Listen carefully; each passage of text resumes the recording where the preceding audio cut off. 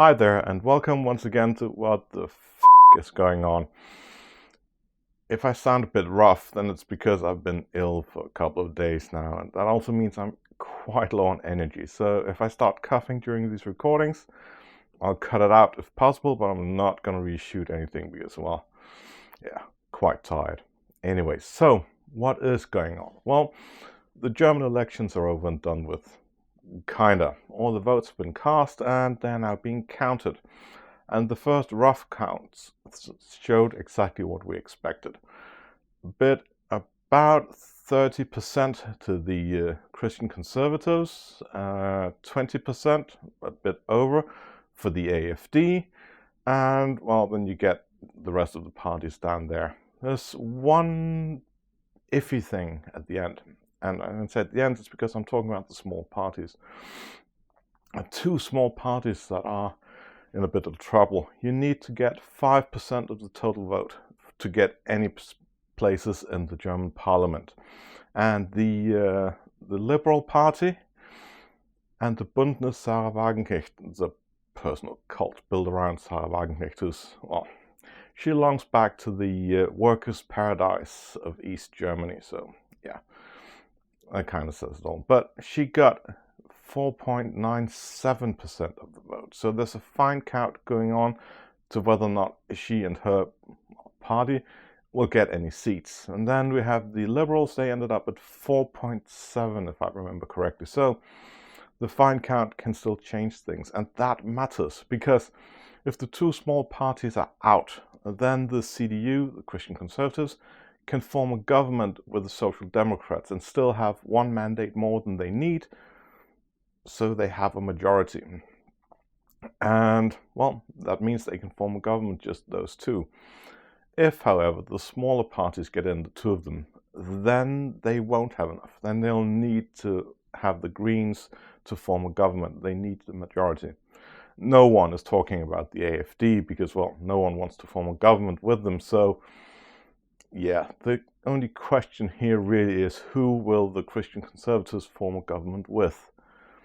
And as expected, Friedrich Merz, who is the leader of the Christian Conservatives, has come out swinging for Ukraine and everything in that regard, and been quite critical towards the American line in how they're treating Ukraine, which is quite a matter of itself, and we'll get into that in a moment. So, we know who won, and now we're just waiting for the fine count before we see the government getting formed.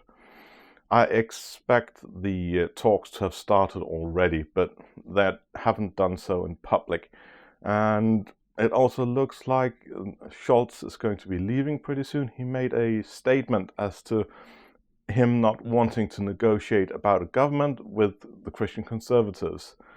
And you could read it as if he meant his party, but I am pretty sure that that's going to be seen as a personal note, that he is not going to be, because his party very, very likely is. So I'm guessing that he's going to, well, throw his toys out of the pram and leave before too long, which is to be expected, because the Social Democrats got a whooping here.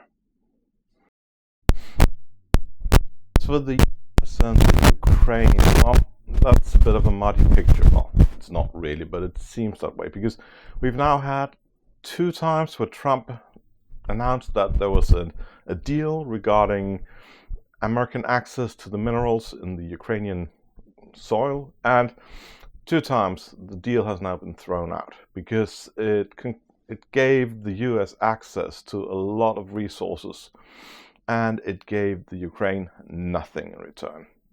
It was almost considered payment for assistance already already supplied. But that's kind of unpalatable to the Ukraine, and it doesn't help the US really. It's a bit of an odd choice, because if Ukraine falls, then they would get absolutely nothing. So it's a bit weird, and now there's apparently a new deal on the table once again, and we don't know the details, but it's supposedly quite similar to the previous ones, so my guess is there's going to be no security guarantees, which will probably mean that Ukraine is going to go, well, screw you, once again.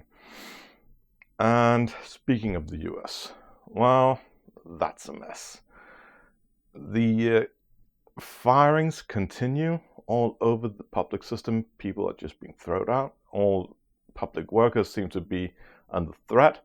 The national parks are shutting down, which is odd because 0.4% of the budget doesn't seem to matter too much, but that's one of the first places where Elon Musk and his fiscal stormtroopers decided to tear into everything.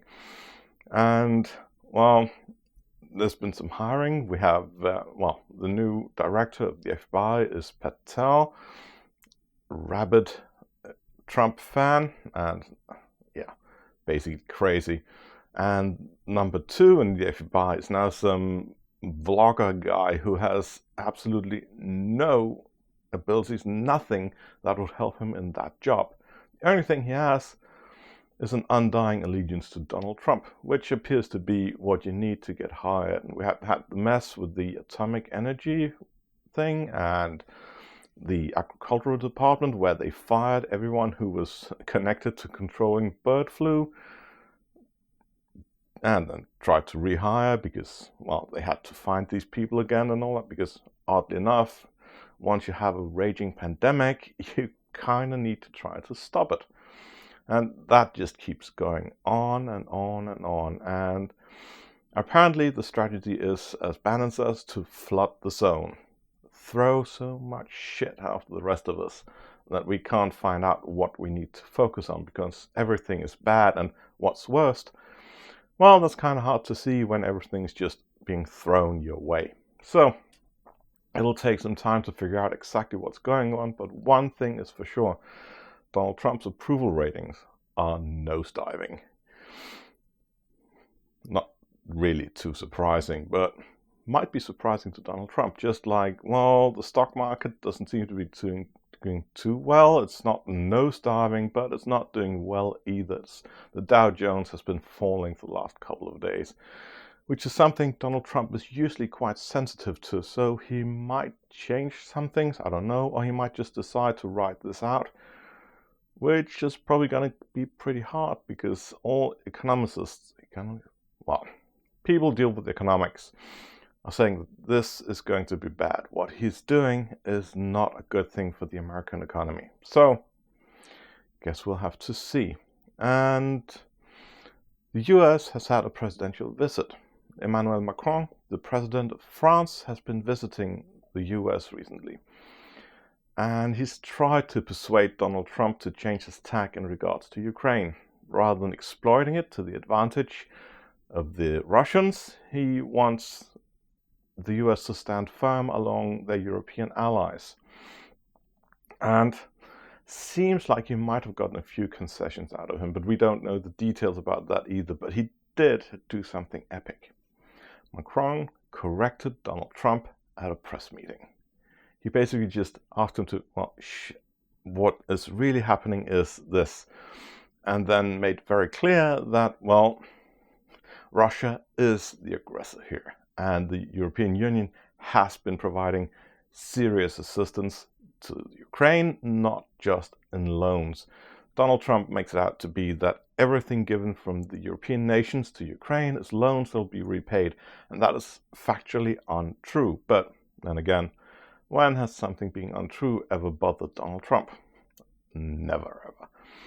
So he being Macron here, corrected Donald Trump in a press meeting in the White House. That's fairly epic. I've never seen something like that before. And, now remains to see whether any of this affects Donald Trump in the slightest. I don't think it will. But what we're seeing out of Russia is that they do not intend to cease fighting. The only thing that will make them stop fighting is a final peace negotiation that's to the clear advantage of Russia. And, Ukraine is not going to accept that. So, we know where the European nations are going. They are going to be supporting the Ukraine until the very end of this, as far as they can. But what about the US? If Trump can't get the peace that he wants to enforce on the Ukraine, because the Russians don't think that deal is good enough, they want more, they want better, what is the US going to do? Just drop everything, turn their back on an entire continent and go, well, screw you, we'll play with ourselves? Or are they going to step up the support for Ukraine again? Hard to say, and it's one of these weird periods here where we hear a lot going on, but we don't really see a lot of results. So once again, we'll have to wait a bit and see what comes out of all of this. I'll return when something happens, or if something sufficiently interesting pops up to do another, well, once over this, a quick analysis. See you.